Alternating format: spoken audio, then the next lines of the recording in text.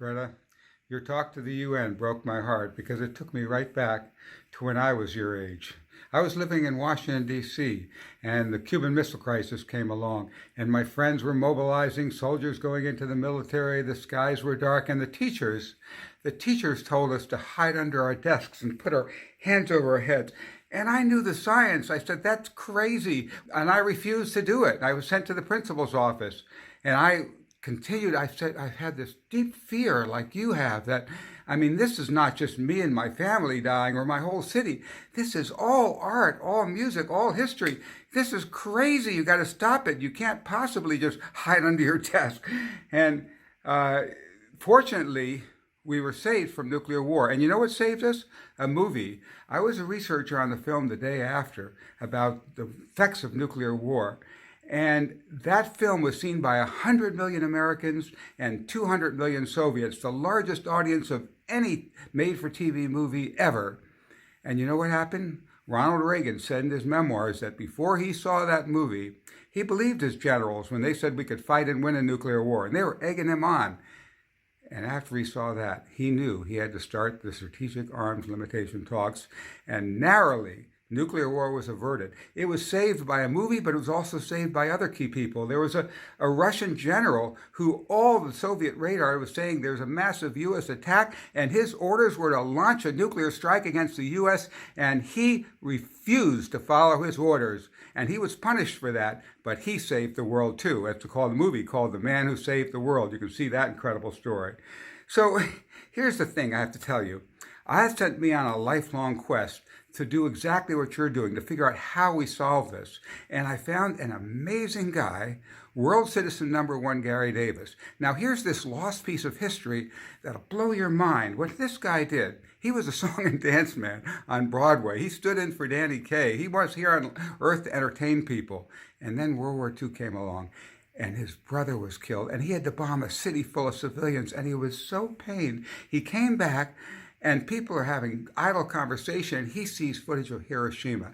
The entire world is at stake. He said, I got to take action. So he went to Paris, where the early United Nations was meeting in 1948.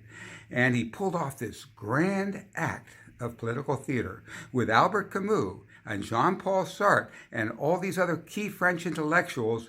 They snuck into the United Nations and they interrupted the session, and he leapt up and he said, the nations you represent divide us and lead us to the brink of total war. And he called on them to hold elections for a government of, by, and for the people of the world.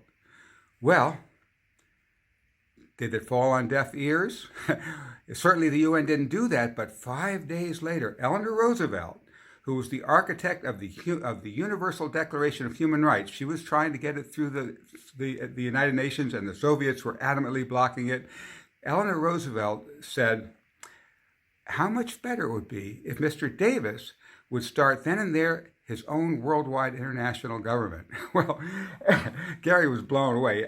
I can't do what the UN can't. Was this tongue-in-cheek? Well, in a way, she was answering what he said, because he said, to the UN, if you won't do it, step aside, and a People's World Assembly will arise from our ranks to do it. Well, right now, you're asking, I saw you on TV saying, we've got to do something outside the current system. The old system's too broken to fix this. Gary found that key. I made a movie about him. It's called The World Is My Country. And if you go to the website, you can sign up for a free week to see a preview version. And what he did is this sent him on a lifelong quest to find out how can we actually save humanity. Because then the whole climate crisis came along, and he was so aware that we've got to save the world. And it's not going to be done in this broken system because, as you said, money controls. You see, when it started out, corporations were under the people. In Jefferson's day, they'd get a 20-year charter. They had to serve the public good. If they didn't, it could be revoked. But because we, the people, are locked in these boxes called nation states, the multinationals were operating globally outside the box, they gained all the power. They said, well, if you stop our pollution, we'll go to another country where we can pollute. If you try to tax us, we'll move to another country. So they gained all the power, and they came out on top, and we, the people, are underneath. Now, people have tried to force it back. We'll have controls. We'll stop them from getting campaign donations. It's not going to work, folks, as long as we're locked in the box. We've got to create something completely new. Gary had the key. He spent years of his life working on how do we create a bottom-up global democracy from the people. See, he made an amazing revelation. It's right there in front of our eyes, but we don't see it. The Declaration of Independence, the Universal Declaration of Human Rights, they all say that we, the people, create governments. If we, the people, create governments, why are we knocking our heads against the walls trying to convince this broken nation-state system to change when we, the people, are the governors? Why don't we, the people, create our own government of, by, and for the people of the world? That's how governments are created. No people gives them permission. You don't apply to form a government. You declare it and you do it. So Gary took the amazing step of declaring a government of, by, and for the people of the world. Now, you never even heard of it because not enough people know about it yet, but our movie's going to bring it out. But what happened is they actually have been functioning. They put out world passports and world IDs that have been stamped by almost all the world's nations. Not all the time, but it's a symbol of our connection to humanity as a whole. Now, what I want to do, Greta, is I want you to see this movie because I think the next step, once you see our movie and you get in touch with me, write to futurewavefilms@gmail.com. Once you see that, then I want to talk to you about giving people a vision of how can we create an alternative. People feel stuck. It's not that they're not aware that we're facing doom. It's just they see no alternative. They're stuck in this box. But when you step out that side of that box of nation-state thinking, suddenly there's a whole new world that opens up, an amazing world. Because here's the thing Gary found out.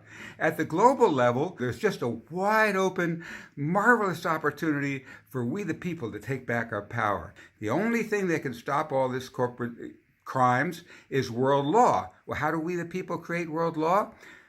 We do. Gary talked about a new system, not win-lose democracy, not the majority rules where they rule over the minority, but a whole new synergistic system that brings to the top the highest and best wisdom of every individual on the planet. Wow, there is a way that we the people can govern our planet. Go to our website, theworldismycountry.com. Click on the trailer and then the short, the trailer by Martin Sheen, and then the shorts. You'll see wow, and you'll see Gary's inspiring idea. But even more, you need to see this whole movie because this movie will really empower you on a path where we can actually break outside the box and we can create a people-powered planet and we can actually finally solve the problem. Now, wait, I have to say something. You're saying, well, okay, so we create this people-powered government. How does it enforce? It's not going to have guns and bombs. Guns and bombs are weak. All they do is create more enemies. Those are the weak force. You know what the strong force is? It's the superpower. And you know what the superpower is? It's not just you, Greta. You have superpowers. Every one of us has superpowers. We, the people, are the superpower. But we don't know it because we're locked in these nation-state boxes. Once we break out, we have so much power that we can create the kind of world we choose. Now, that's why they're trying to lock us in these boxes. That's why they don't want us to know that we can come together, because they're the weak force. They have no power once we do this. So what happens? Okay, we the people pass the law, the Clean Air Act of the world, and this company is polluting. What happens? Everybody who's a world citizen has right in this phone app. This is on my phone that's filming us. They go right down to the store and they scan product. Oop, this guy's a world law violator. Oh, this one over here is supplying a world law violator. We're not going to buy that product. We're going to buy this one. This one's green. They're environmental and they are standing up for the planet. They're obeying world law. We buy this product. Well, over and over again, when we get 1 billion world citizens, man, you know what these bad corporations are going to do? They're going to become good corporations. They're going to say, hey, we're the leaders in world law. We're the leaders in the environment. They're going to play to our tune because we're the people who are going to have the power. So come to theworldismycountry.com, sign up, and you will begin to find out how we can begin a dialogue and start talking about how we, the people, finally have the power to quickly avert this crisis and save our planet. The only force that can save us is you.